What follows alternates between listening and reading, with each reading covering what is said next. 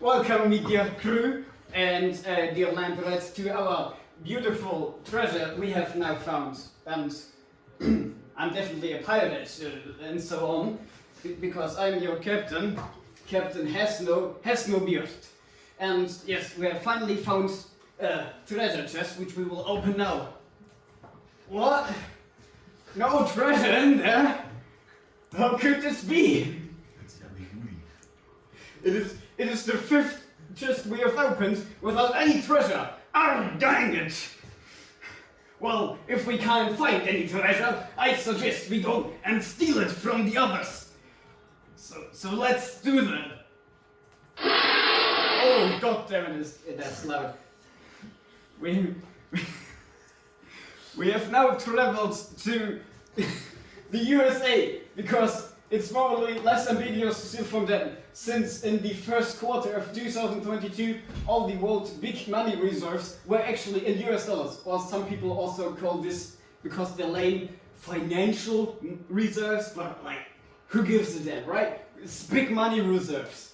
And they were in 62% in the US dollars, all of the world, because they lended their money. So the country goes to US and says, we need US dollars, they produce US dollars and get the money and they save it there, because it's like the one factor our economic system worldwide kind of relies on, with them being stable. So obviously they are stable since they are the number one in this topic, and we can morally, oh fuck, this guy did something. We can just steal from them. This shouldn't be a problem, right? What? What has happened? It seems like that the Congress chat has built a ceiling for US so they wouldn't go too much into debt, since obviously this is smart. They are big, smart, and that's number one. So no other country does this. So they're obviously the smartest, and that's why they're number one. And this is a bit of an old graphic I'm showing you right here. It only goes to 2022, where the debt ceiling was nearly matched with over $3 trillion. But now in actually 2023, it is met. And a myth says that the winds will blow not very kindly to the US if they do not get their shit together in June, because then they will go basically bankrupt.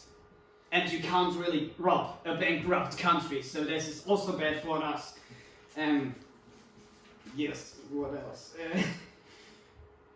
Exactly. But what happens if the ceiling is met and they don't either push it above, which they obviously didn't do 42 times already, so why would they?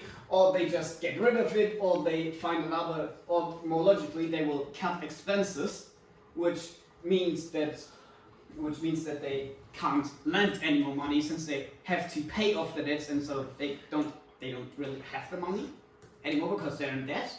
So they can't lend it because they have to pay off others, so other countries can't lend the money from the US to use it for their own sake, and they can't lend money from other countries because they will also get them that to get their own finances. Also, they couldn't pay their own employees in the government. So basically, the world would be a bit fucked, and the US really big fucked, because their finance would crash around 50%. And this basically means for us that that our treasure chamber would look like this, which isn't good at all. That's Skyrim. I kind of expected that from you, but never mind. Yeah, it's our treasure chamber will look like this, which isn't good for our pirate lives.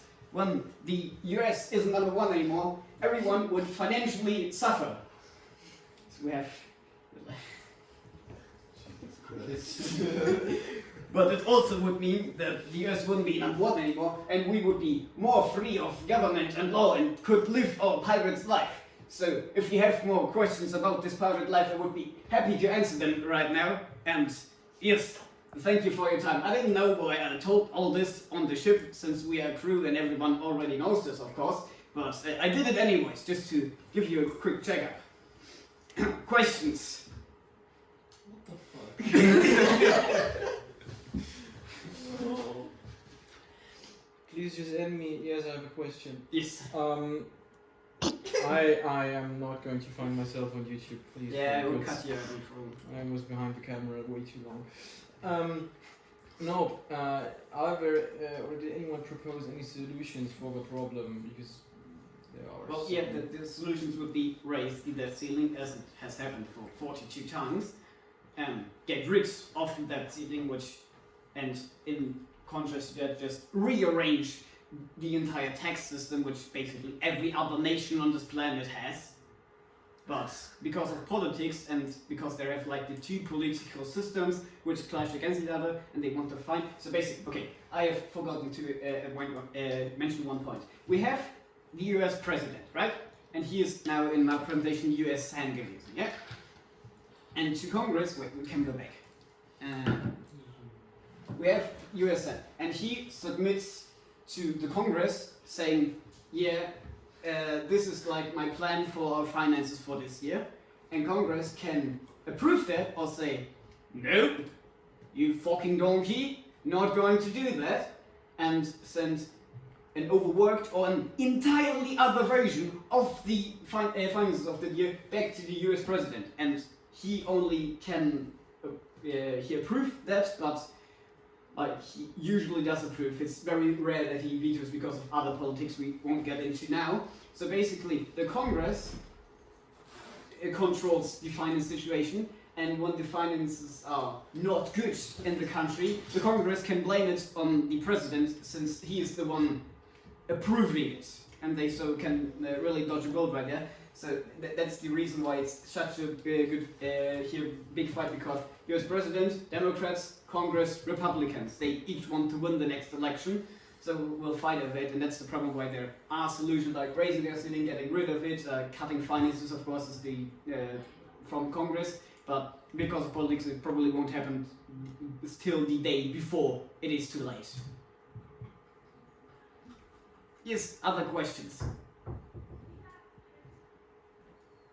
Well, then thank you for your time, and remember, living in the USA is a shithole.